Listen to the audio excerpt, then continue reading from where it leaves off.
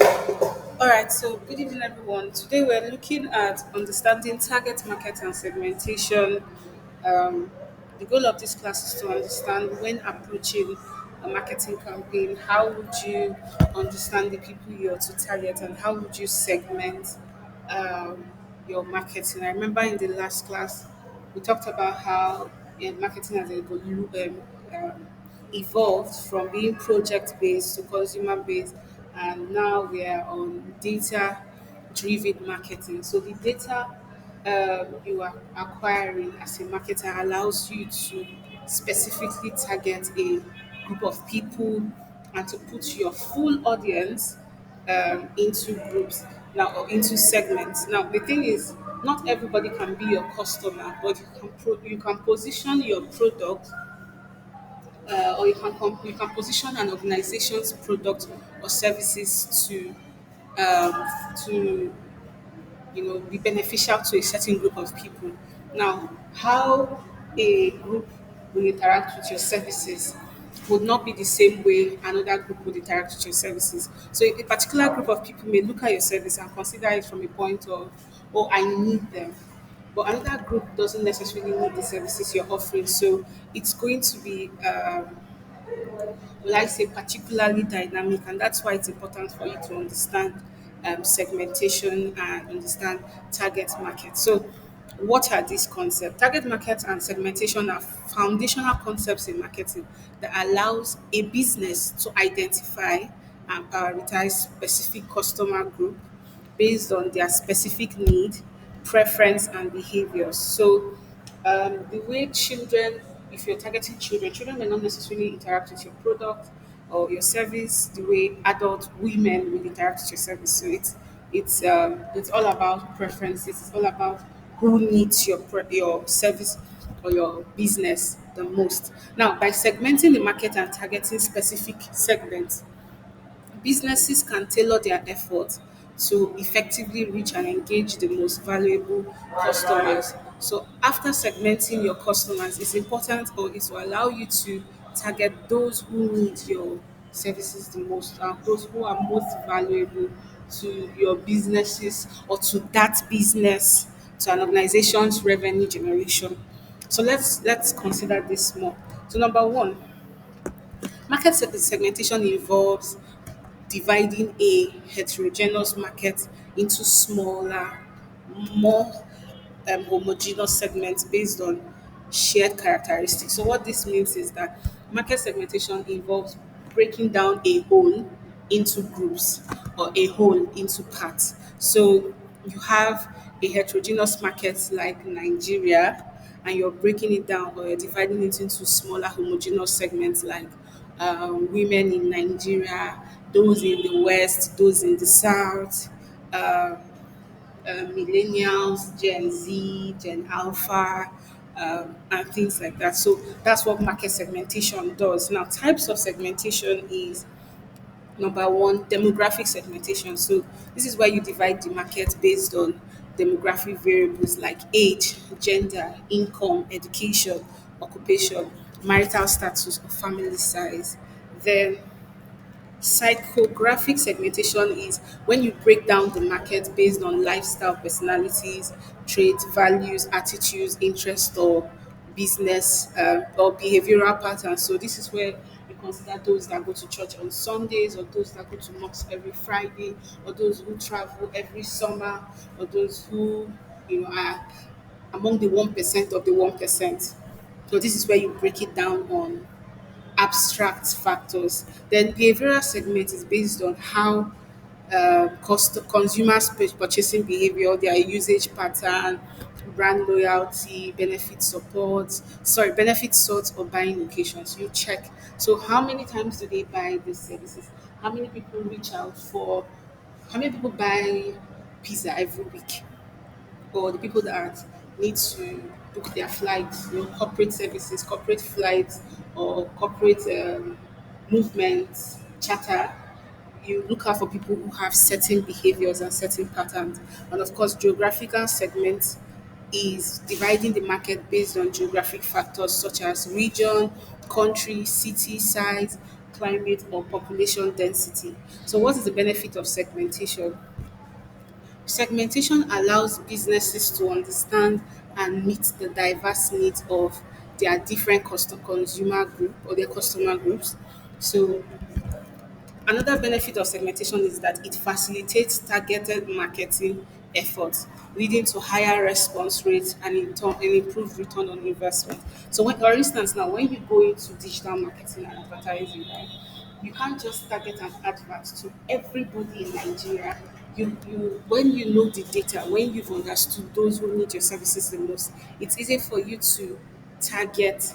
Let's say you're offering a service for markets for pregnant women in Nigeria, right? It's easy for you to target those women, and you know that at least if you target all the pregnant women in Nigeria, you know that at least you are expecting to receive at least 20% of return, or yeah, at least the better targeted, the higher the revenue or the results, right?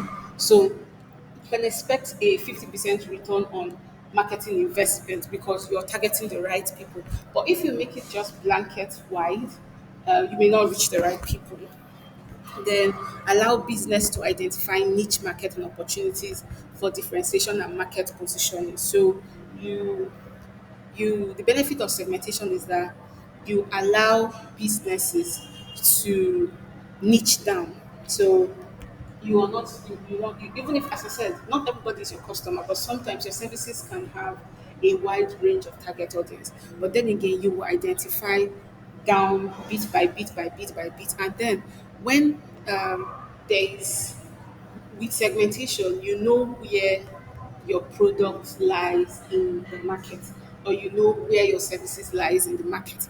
Then the last benefit is that it allows businesses to allocate resources more efficiently because you'll be focusing on the most profitable segment. So you're putting more effort into the segment that needs your product or your services the most. Now, number two, target market. What is a target market? A target market is a specific group of customers that a business aims to reach with its product, services, or marketing messages, right? So, target markets are selected based on their attractiveness, accessibility, and compatibility with the business's capabilities and objectives. So, criteria for target market selection is size. The target market should be large enough to justify investment, but not so large that it becomes unmanageable. Growth potential. The target market should have growth potential and opportunities for expansion. Three, profitability. The target market should be financially viable and sufficient purchasing power and willingness to pay. Four, accessibility. The target market should be reachable through effective marketing channels and distribution networks. And then five, compatibility. The target market should align with the business's mission, visions, and core competencies. Approaches to targeting. Undifferentiated targeting. Targeting the entire market with a standardized marketing sorry yes, so undifferentiated targeting. So at this in this approach, you target the entire market with a standardized marketing mix. So you assume that, oh, there's going to be differences or there's going to be ambiguity in your customers. There's your customer base is very diverse, and of course you're anticipating that. Concept differentiated targeting. So this approach, you target multiple segments with different marketing strategies and offerings. So you're offering, let's say you're offering the business you're marketing offers immigration services for people, the general public. They are, let's say, an immigration consulting company. So when it comes to differentiated targeting, you will create different ads for different groups. So the ad you create for those that are students will be different from the one you do for those who are workers that are looking for work visa. Or another one again is the one you do for a families that want to relocate together. So that's what happens with differentiated targeting. Then concentrated targeting is where you focus on one or a few specific segments with specialized products or services designed to meet their unique requirements. Then four, micro marketing, tailoring marketing efforts to individual customers or small, narrowly defined segments through personalized or marketing technology. So this is where you put in all efforts to market to individual customers or a very small specific group. That's what we refer to as micro marketing. Now, sorry, let's go to positioning. Now, positioning involves how a business wants its product or brand to be perceived, sorry, relative to the customers in the midst of target customers. So the question is, of course, in 2024, because of globalization, there is a wide array of competitors. In fact, now it's not difficult to see competition in every industry and for every service. So with positioning tells you if people prefer you to your competitors. Positioning tells you if people like to use your product in the morning and use your competitors own at night. Positioning allows you to know if people prefer your services in specific cases. So that's what positioning does. Positioning makes sure that you understand what brands think about your branding or your product or your service or the business. That is what positioning does. And of course, with the data, you will know what is being said about the brand you're marketing. So now let's look at it comes to conducting market research. What are the techniques used? So market research is a systematic process of gathering, analyzing and interpreting data and insights about customers, competitors, and the market environment. So, market research, sorry, I don't know why this keeps happening. So, market research provides businesses with valuable information to make informed decisions and to develop effective marketing strategies. So, here are the very common market research techniques. So, before you start selling in a business or before you begin a marketing campaign, you have to do the research. So these are the various ways you would do your research to understand the market before you begin. Number one, you would use surveys and questionnaires. So the use of surveys and questionnaires is like the oldest. And what this does is that number one, survey and questionnaires involves collecting data through structured questions administered to a sample of respondents. So this is maybe your. Let me go back to the example of the company offering immigration services. So you're targeting students in. You want to know what students in Nigerian tertiary institutions think about migrating to the UK, US, and Canada for their masters or PhD program. So you create a questionnaire survey that you would send to students in tertiary institutions to understand, oh, okay, um, this is the one. What do you think? Would you prefer to start before you graduate, or would you prefer to start your application after you graduate? So, this is what survey and questionnaire does too. Surveys can be conducted through various channels, including online survey, telephone calls, mail survey, or face to face interviews. Now, surveys help businesses gather quantitative data on customer preference, satisfaction level, purchasing behavior, and demographic characteristics. Interviews. Interviews involve conducting in depth conversations with individual respondents to gather qualitative insights. So, with interviews, you're interacting with the individuals one on one.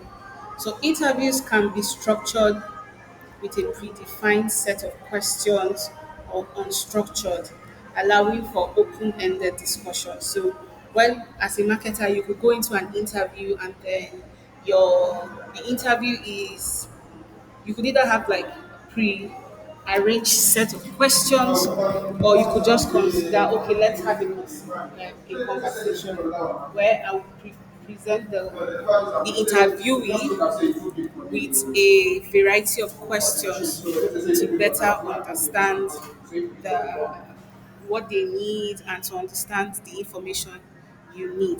So now interviews provide businesses with rich, detailed insights. So, because interviews are conducted one on one, the information, the insights you gather post interview would be down to the core because you're oftentimes interacting with the group, your target group, one on one. Sometimes it's a personalized discussion, so you understand fully what they think about the services you're rendering. Then, focus group. Focus groups are small, moderated group discussions comprising participants from the target market. So maybe you don't want to interview people one on one, you go to a school um, and you see students gathered. So you just go there and you're like, oh, hey, please, I know you guys are busy. Can you answer a couple of questions I have? And then you ask them a couple of questions. Then participants share their opinion, reactions, and experiences related to specific products, services, or marketing concepts. So this is mostly for feedback generation and all of that.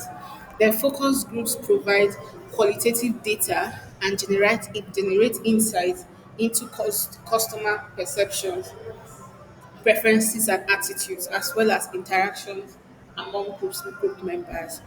Then the next form of um, market research is observational research. So, observational research involves systematically observing and recording behavior, interactions, or events in natural settings. Methods include ethnographic studies, mystery shopping, and eye tracking studies. Then, observational research provides first-hand insight into customer behavior, decision-making process, and environmental influences. Now, how this can be done is, let's say, a studio or a supermarket, for instance, or let me say a clothing line. They have surveillance camera installed, and while surveillance camera can be mounted for security purpose, it can also be utilized by a company's marketing team. Because with the surveillance camera, you can know that when potential clients come into your office or come into your shop, the first thing that catches their mind is the clothes sampled by the window, or the clothes sampled first, or the one sampled at the back. So it's things like that that will help you generate information. When people come into a building, or when people see your billboard, how do they interact? Do they look two times? Do they look a second time? Or do they look one time? Or when people see your product, are they like, oh, it's Coke, or oh, it's Pepsi, things like that. So how that is what comes with observational, and this is where as marketers you have to be very keen on details. You have to be someone who knows how to pay attention to details. Then secondary research. Secondary research involves gathering and analyzing existing data and information from sources such as published reports, databases, academic journals, and government publications. Secondary data can provide valuable context, industry trends, competitor analysis, and historical insight. Businesses can access secondary data through online database, library, industry associations, and market research firms. So there are marketing firms that focus solely on market research. I think an example of this is versuscout.com. Um, I'm going to include this here. So versuscout.com is an example of um,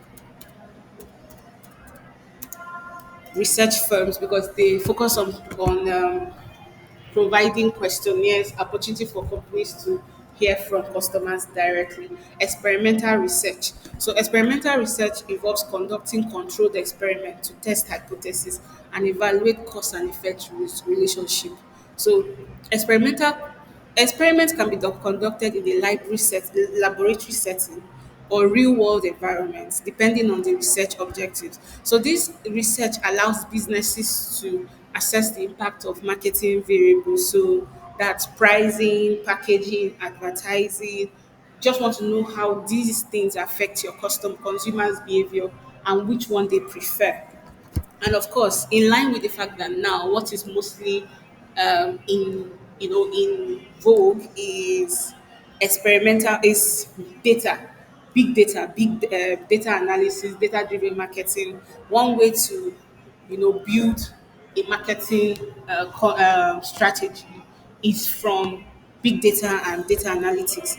So as marketers, you're actually encouraged to study data analysis because analytics is not just for the, let's say, programming people.